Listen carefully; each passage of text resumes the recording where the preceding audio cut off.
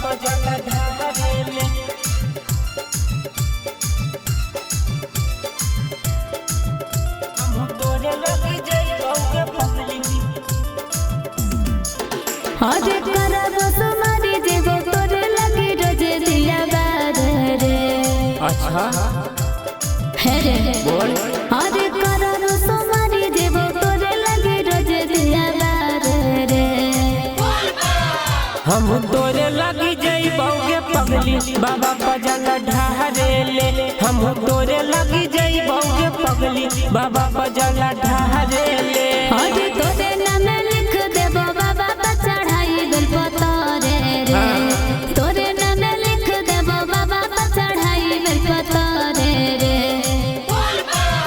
हम तोरे लगी जइबो के पगली बाबा जल ढारेले हम तोरे लगी जइबो के पगली बाबा जल ढारेले अच्छा ठीक हो हम तोरे लगी जइबो के पगली बाबा जल ढारेले बोले शंकर भगवान की।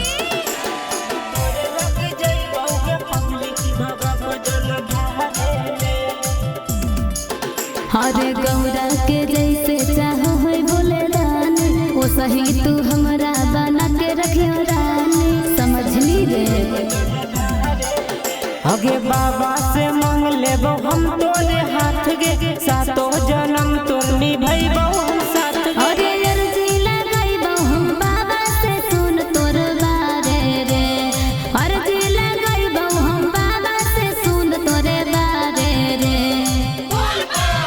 हम तोरे लगी जइबो के पगली बाबा जल ढारेले हम तोरे लगी जइबो के पगली बाबा जल ढारेले अच्छा चल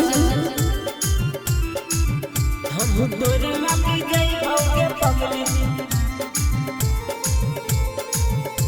बाबा जल ढारेले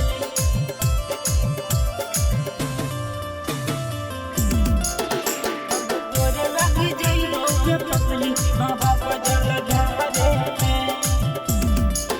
हरे ना चाही हमरा के महला बढ़िया बनल रहे बस दोनों के जोड़िया बाबा से हम यही मांगबो। आगे देबै चढ़ाई हमें भांगो धतूरा कर देथिन बाबा जब सपना के पूरा अरे गुड्डू दीवाना ऋतिक कराब हम बाबा से पुकारे रे। गुड्डू दीवाना साहिल कराब हम बाबा से पुकारे रे।